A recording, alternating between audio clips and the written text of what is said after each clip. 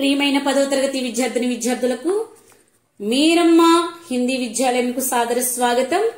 ఈ రోజు పాఠ్యాంశంలో భాగంగా जल ही जीवन है श्री प्रकाश जी के द्वारा लिखे गए एक कहानी है जल ही जीवन है। किस तरह की विधा है? जल ही जीवन है, कहानी विधा है। बच्चों को कहानियां बहुत पसंद है ना, हम सबको बहुत पसंद है कहानियां सुनना। इसलिए श्री प्रकाश जी यहाँ जल की महानता का बारे में कहानी के रूप में बता रहे हैं। हम देख लेंगे उन्मुखीकरण। उन्मुखीकरण में यहां देखिए एक पेड़ है, दैनिक भास्कर, एक पेड़ एक जिंदगी। माने दैनिक भास्कर एक अखबार है, एक समाचार पत्र है। यह पत्र में एक विज्ञापन है। विज्ञापन क्या है? एक पेड़ एक जिंदगी। माने एक पेड़ को हमें रक्षा करे तो वही पेड़ हमको जिंदगी, वही पेड़ हमारे जिंदगी को बचाते हैं। इसलिए हम कह सकते हैं कि एक पेड़ एक जिंदगी। यहां देखिए स्पष्ट रूप में यह अखबार का नाम दैनिक भास्कर, दैनिक भास्कर। देखिए पेड़ एक जिंदगी, एक पेड़ एक जिंदगी। हमारे बड़ों ने कह रहे हैं कि वृक्षो रक्षिति रक्षितः। आज का पेड़ कल का वृक्ष है। इसी प्रकार कहते हैं कि एक पेड़ एक जिंदगी। సో మొక్కలకున్నటువంటి మహానత నాటికి నేటికి కూడా చాలా శ్రేష్టమైనటువంటిది। సో ఒక మొక్కని కనుక మనం సంరక్షించినట్లయితే అదే మొక్క, మనం ఏ మొక్కనైతే సంరక్షిస్తామో అదే మొక్క మనకు మొత్తం పూర్తి జీవితాన్ని ఇచ్చేస్తుందంట। ఆల్రెడీ మనం జల్ హీ జీవన్ హై యొక్క నిబంధలో కూడా మనం దీనికోసం నేర్చుకున్నాం కదా। పర్యావరణ సంరక్షించేటువంటి దానికి ప్రధాన పాత్ర పోషించేవి ఏవైనా ఉన్నాయంటే అవి మొక్కలు, చెట్లు। కాబట్టి మొక్కల్ని సంరక్షించడం అనేది మన జీవితంలో ఒక ప్రత్యేకమైనటువంటి పాత్ర పోషించాలి, ఒక ప్రత్యేకమైనటువంటి కర్తవ్యం। ఇంకంతే మనం డైలీ చేసే పనులు ఎలా అయితే ఎంత శ్రద్ధగా చేసుకుంటామో అది మనకు అలవాటుగా మారిపోతాయి కొన్ని। అట్లాగే మొక్కలు నాటడం, మొక్కల్ని సంరక్షించడం కూడా ఒక ప్రత్యేకమైనటువంటి మంచి హాబీగా ఉండాలన్నమాట। మొక్కలను సంరక్షించడం కూడా మనందరికీ మంచి హాబీ అయి ఉండాలి। देखिए पाठ में क्या है? प्रश्न देखिए उन्मुखीकरण से। यह एक विज्ञापन है। विज्ञापन के बारे में प्रश्न दिए गए हैं। यह विज्ञापन किसके बारे में है? किसके बारे में? यह विज्ञापन किसके बारे में? पेड़ पौधों के संरक्षण के बारे में, पेड़ पौधों के संरक्षण के बारे में। यह विज्ञापन किस समाचार पत्र का है? किस समाचार पत्र? समाचार पत्र का नाम क्या है? दैनिक भास्कर। माने यह विज्ञापन दैनिक भास्कर समाचार पत्र का है। और तीसरा प्रश्न देखिए, इससे क्या संदेश मिलता है? यह विज्ञापन से क्या संदेश मिलता है हमको? पेड़ों को लगाओ और जिंदगी को बचाओ। पेड़ों को लगाओ और जिंदगी को बचाओ, यही संदेश हमें मिलते हैं, है ना। उद्देश्य देखिए, जल हमारे जीवन का एक प्रमुख आधार है। మరి నీరు అనేది మన జీవితంలో మన జీవనానికి ప్రముఖమైనటువంటి ఆధార స్తంభం। जल हमारे जीवन का एक प्रमुख आधार है। पानी का सही उपयोग करके आने वाली पीढ़ियों के लिए इसे बचाकर रखना चाहिए। మరి నీరు మన యొక్క జీవనంలో, మన జీవితంలో ఒక ప్రాముఖ్యమైనటువంటి ఆధారంగా మనకి కనిపిస్తూ ఉంది। కాబట్టి నీటిని సరైనటువంటి పద్ధతిలో ఉపయోగిస్తూ రాబోయే తరాలకి మనం దీనిని రక్షించి మరీ ఇవ్వాలి। बचाकर रखना चाहिए, దాన్ని దాచి ఉంచాలి రాబోయే తరాల వారికి। इस विषय को लेकर पानी का महत्व ఉపయోగ్ और पानी का संबंधी जानकारी दी जा रही है। మరి ఈ విషయాన్ని ప్రధానంగా తీసుకుని నీటి యొక్క గొప్పదనాన్ని, అదే విధంగా నీటి యొక్క ఉపయోగాలు, అలాగే నీటికి సంబంధించి ఏ విషయాలు మనం తెలుసుకోవాలి అన్నటువంటి ఆ విషయాలన్నింటినీ కూడా సంగ్రహించి ఈ యొక్క కహానీలో రాయటం జరిగింది శ్రీ ప్రకాష్ సార్ గారు. సో అదే ఉద్దేశాన్ని మనకి ఇక్కడ ఇవ్వడం జరుగుతుంది. విదా విశేష్ జల హీ జీవన్ హై యహ్ ఏక్ కహానీ పాఠ హై. ఈ జల హీ జీవన్ హై అనేటువంటి ఇదొకటి ఒక कहानी पाठ చెప్పుకున్నాం కదా, कहानी विधा. इस कहानी में वे सभी तत्व है जो एक आदर्श कहानी में होने चाहिए. మరి ఇక్కడ రాయబడినటువంటి జలహీ జీవన హై అనేటువంటి కథలో కూడా మరి ఒక మంచి ఒక ఆదర్శవంతమైనటువంటి కథలో ఏ ఏ లక్షణాలు ఉండాలో, ఏ ఏ గుణాలు ఉండాలో, ఏ ఏ తత్వాలు ఉండాలో ఆ తత్వాలన్నీ కలపోసినటువంటి ఒక ఆదర్శవంతమైనటువంటి కహానీ అన్నమాట. యహా భవిష్య में घटने वाली काल्पनिक घटनाओं को आधार बनाकर जल के महत्व को और अधिक बढ़ा दिया गया है. ఇక్కడ జరిగినటువంటి విషయం ఏంటంటే మరి భవిష్యత్తులో జరగబోయేటువంటి కొన్ని సంఘటనలని కల్పించుకుని, అంటే ముందుగానే ఊహించి రానున్నటువంటి తరాల వారు ఎదుర్కోబోయేటువంటి ఆయా సంఘటనలను ముందుగానే కల్పించుకుని మానే కల్పన చేసుకుని ఇలా ఉంటుంది రాబోయే తరంలో అనేటువంటి ఒక కల్పనని ఆధారంగా చేసుకుని మరి నీటి యొక్క గొప్పతనాన్ని వివరిస్తూ ఆ నీటికి ఎక్కువగా ప్రాధాన్యత ఇస్తూ ఈ కథను రాయడం జరిగింది అనమాట. యా సచ్ హై కి కహానీ సదా బచ్చోం కి ప్యారీ విదా రహీ హై. ఎల్లప్పుడూ కూడా పిల్లలకి ఇష్టమైవి మన పూర్వ తరాలు కానివ్వండి, ఇప్పుడున్న తరం కానివ్వండి, రానున్న తరాలు కానివ్వండి, ఎవరైనా కథల్ని ఇష్టపడని వాళ్ళంటే ఎవరు ఉంటారు. అందరికీ కథలంటే చాలా చాలా ఇష్టం, పెద్దవాళ్ళకైనా చిన్నవాళ్ళకైనా. చెప్తున్నటువంటి వక్త ఆ కహానీకారు ఎవరైతే ఉన్నారో చక్కగా చెప్పాలి, కానీ ఎంతటి వాళ్ళైనా చిన్నపిల్లల మొదలుకుని ముసలి వాళ్ళ వరకు కూడా చక్కగా వినగలుగుతారు.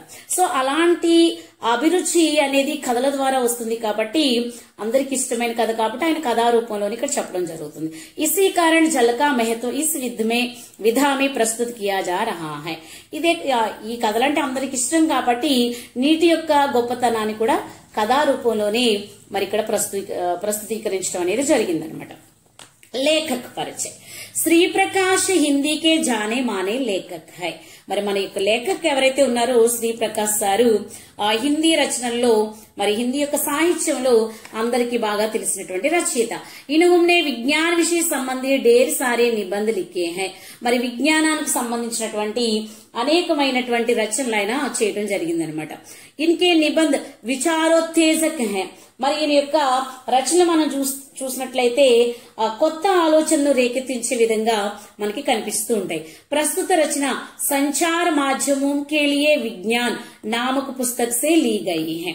మరి ఇక్కడ ఇవ్వబడినటువంటి యొక్క స్టోరీ ఏదైతే ఉందో ఈ యొక్క జలహీ జీవన హై అనేటువంటి రచన సంచార్ మాధ్యమం కే లియే విజ్ఞాన్ మానే సంచార మాధ్యమాల కొరకు విజ్ఞానము అనేటువంటి పుస్తకం నుంచి తీసుకోబడింది అనమాట. ఈ యొక్క జలహీ జీవన హై అనేటువంటి కహానీ విधा.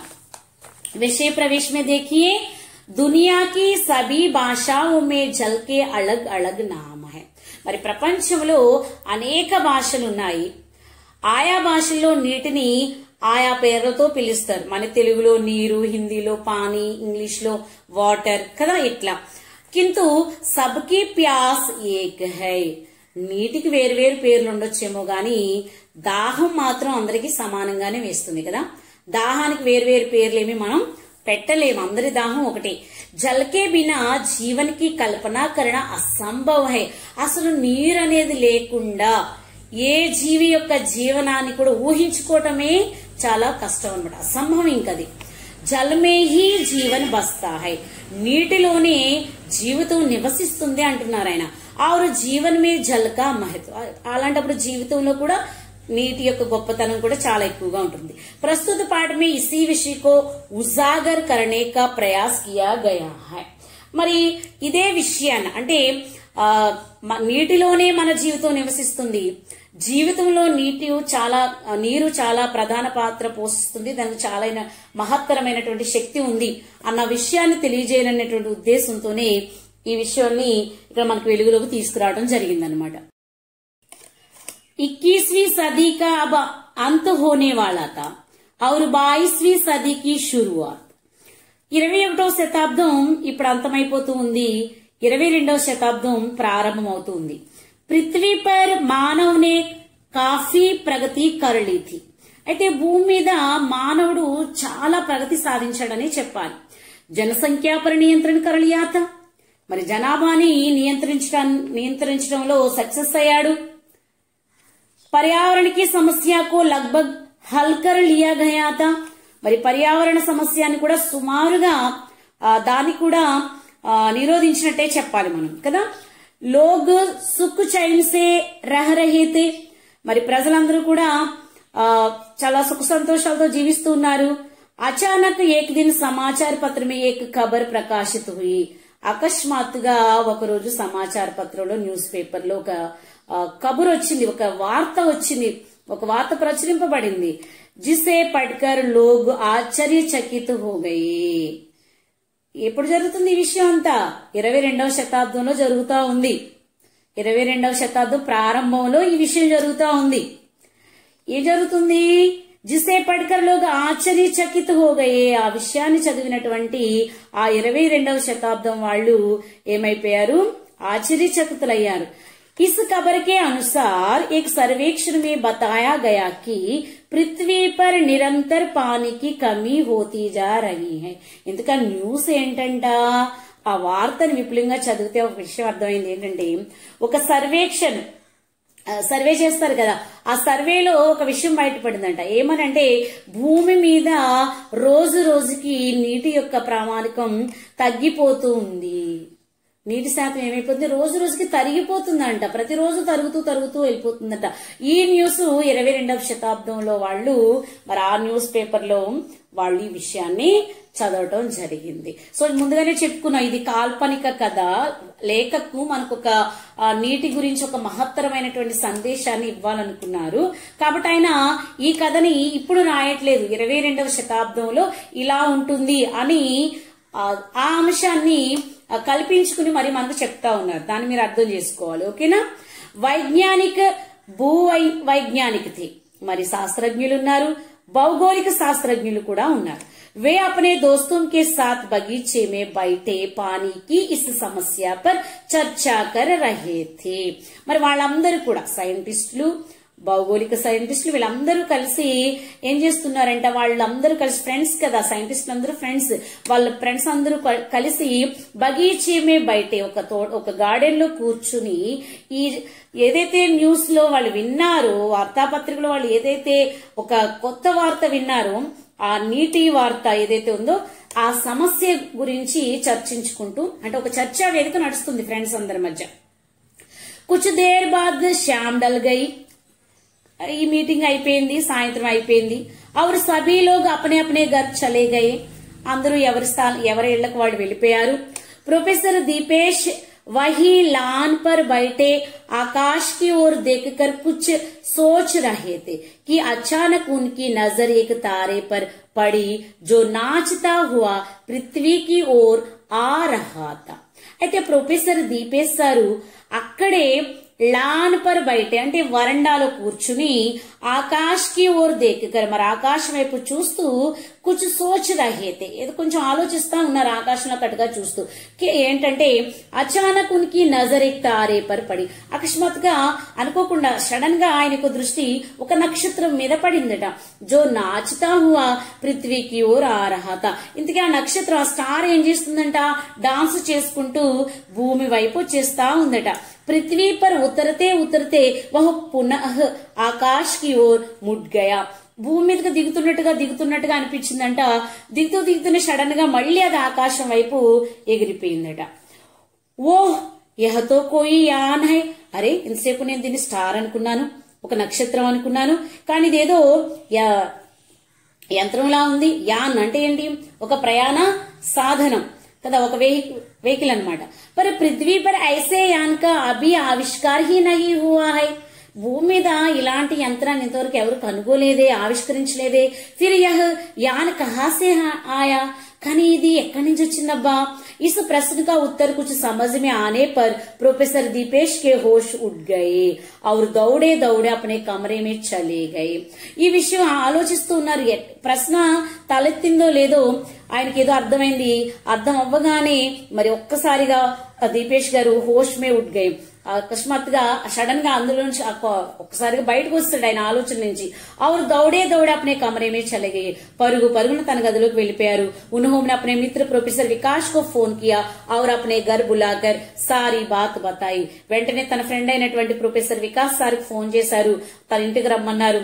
విషయాన్ని అంతా కూడా నేను ఇలా చూసాను, ఇలా జరిగిందని విషయం అంతా ఆయనతో కూడా చర్చించారు. మరి చర్చించిన తర్వాత ఏం జరిగింది, ఇద్దరు ఏ విషయం అయితే చర్చించుకున్నారో ఆ విషయానికి సంబంధించి ఏం జరిగిందన్నది తదుపరి క్లాస్ లో నేర్చుకుందాం. ధన్యవాదాలు.